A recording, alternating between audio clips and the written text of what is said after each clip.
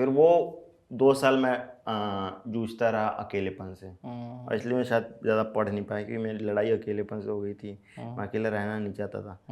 फिर धीरे धीरे अकेलापन एक नीड हो गई। तो मेरा अगला सवाल ये है कि बिहार के छोटे से गांव का एक लड़का वहाँ से निकलकर बम्बई आता है, बम्बई में मुकाम हासिल करने की कोशिश कर रहा है और जहाँ पे लोग 7 बजे 8 बजे खा पी के सो जाते हैं, उस गांव से निकल के एक ऐसे जगह आता है जहाँ पे सुबह के 7 बजे तक लोग पार्टी कर रहे होते हैं।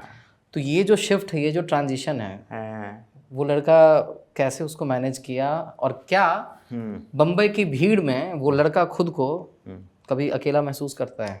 ये तो बात सही है कि अकेला तो बहुत महसूस किया, मतलब हुआ है, सारे एंजाइटी डिप्रेशन वो सबसे भी जूझा मैं। अच्छा।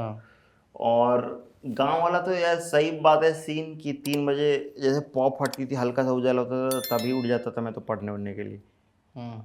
कई बार तो ऐसे ही टॉयलेट करने के भी निकले तो देख रहे हैं लोग उठ गए हैं।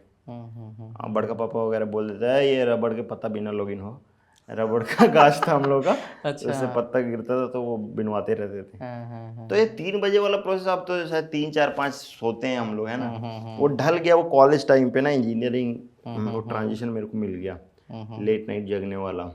तो मुंबई में मेरे को उतना फ़र्क नहीं पड़ा।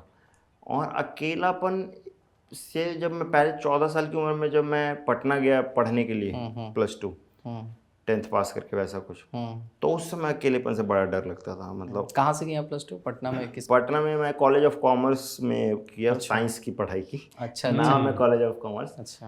और मैं तो कोचिंग करता था वहाँ पे। तो वहाँ पे पहली बार अकेला रहना, फैमिली से दूर रहना। इससे पहले तो भाई मैं वॉशरूम भी जाता था तो मम्मी को बोलता था मम्मी टॉर्च बड़ा हो जाएगा कि भाई कहीं भूत उत ना आ जाए तो टॉर्च मम्मी बारेगी तो मैं टॉयलेट करूँगा। तो अब फिर वो 2 साल मैं जूझता रहा अकेलेपन से, और इसलिए मैं शायद ज़्यादा पढ़ नहीं पाया क्योंकि मेरी लड़ाई अकेलेपन से हो गई थी। मैं अकेला रहना नहीं चाहता था। फिर धीरे धीरे अकेलापन एक नीड हो गई।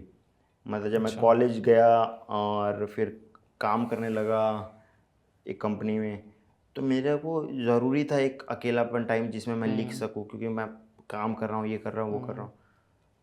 तो अब तो अकेलापन एक नीड है, मतलब आर्टिस्ट के लिए एक जोन होता है अपना।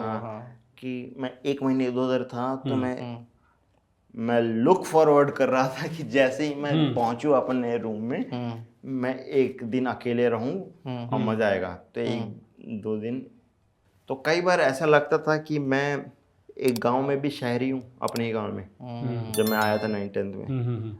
और मैं अलग तरीके से चीज़ों को समझ रहा हूँ।